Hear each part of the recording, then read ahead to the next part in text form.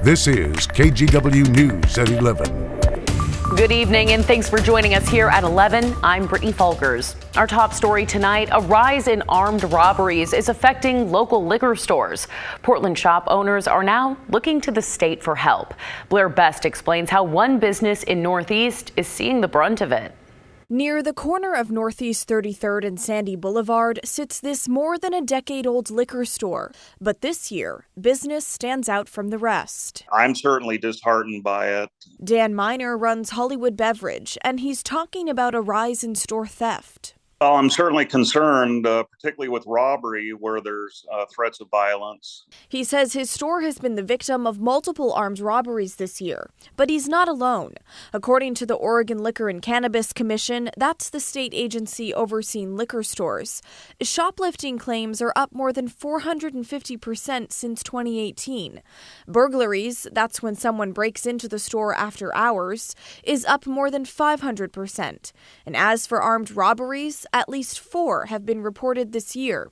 3 of them happened at this Hollywood Beverage. I had a cashier who was threatened for her life by the robber. He had a knife that was just inches away from her abdomen. He said, "Don't make any sound or I'll kill you." About $500 was also stolen from the register, and he spent thousands on break-in repairs. Aside from the brazenness of the crimes, liquor store owners say people are stealing multiple bottles at a time.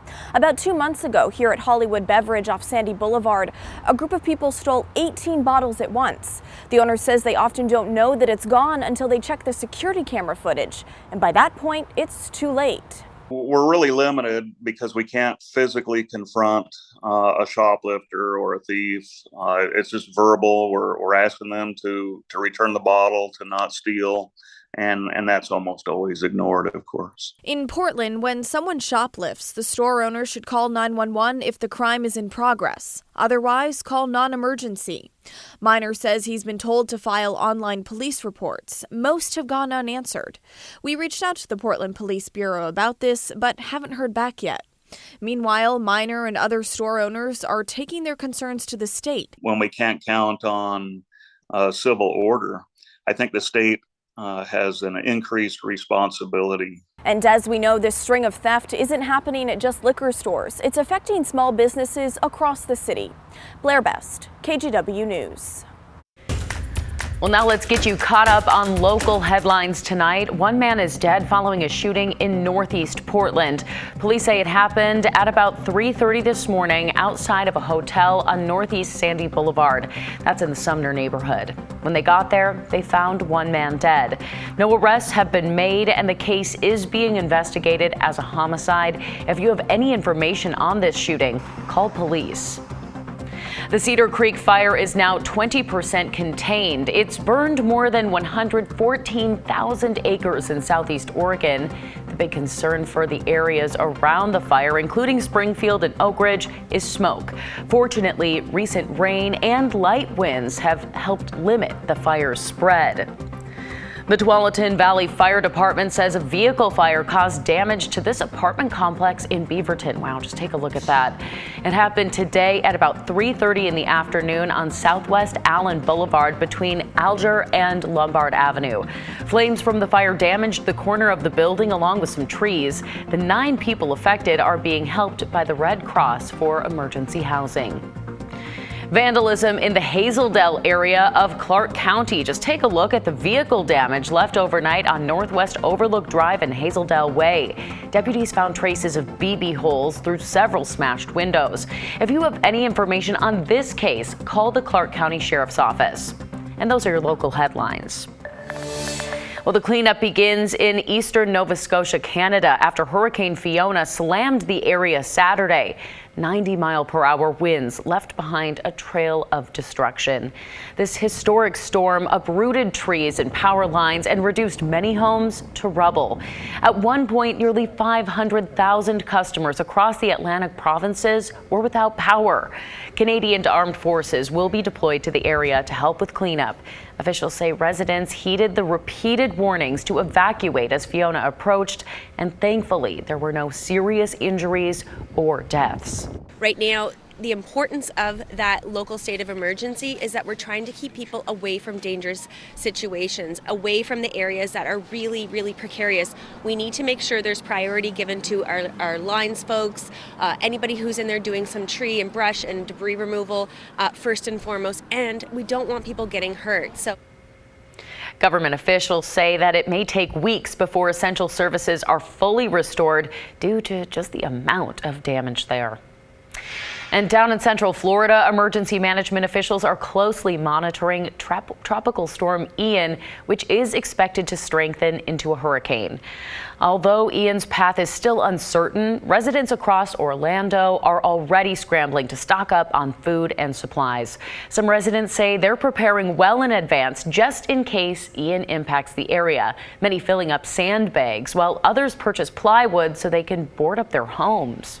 We got a lot of water, food, we got a lot of gasoline in case, we got a generator in case the power goes out. We're from New York, so this is like a thing that's kind of new. So we're trying to do our research to see what are the things that we need. County officials are urging residents to weatherize their property and have emergency kits ready. They also encourage people to sign up for emergency alerts. And meteorologist Joe Ranieri is tracking both storms for us tonight. He'll have the latest coming up in weather. Scientists recently discovered a bat in Russia carrying a virus similar to the one behind COVID-19.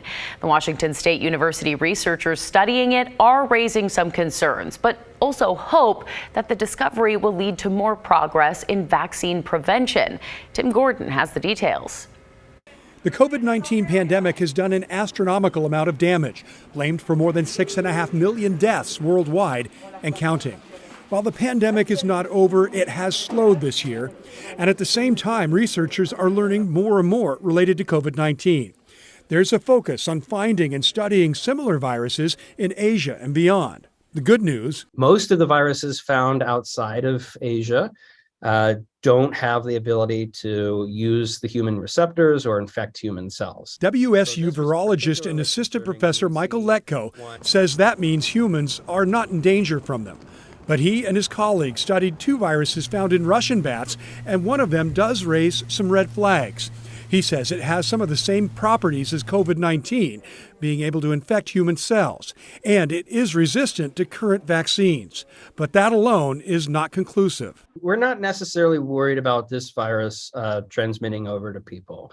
There's so many factors we don't know, particularly what kind of animals these bats are in contact with, how prevalent this virus actually is in these animals. That said, Letko believes it is important that researchers continue to investigate to help develop more tools for prevention that may be needed. The big take home is that we know these viruses now exist, and we can now use this information to try to make vaccines. And actually, there are already groups working actively to include viruses like this in the vaccines.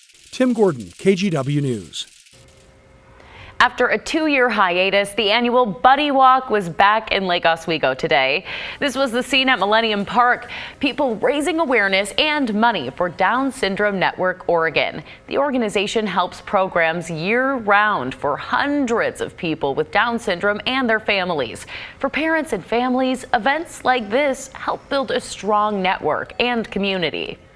The unique thing about coming here, there's a lot of these folks that we probably wouldn't have connected with in life otherwise, but our commonality is we have a child with Down syndrome, and so the beauty of that, bringing all different kinds of people together, it's incredible, it's rewarding, it's wonderful. And for more information or to donate, you can visit their website at dsno.org.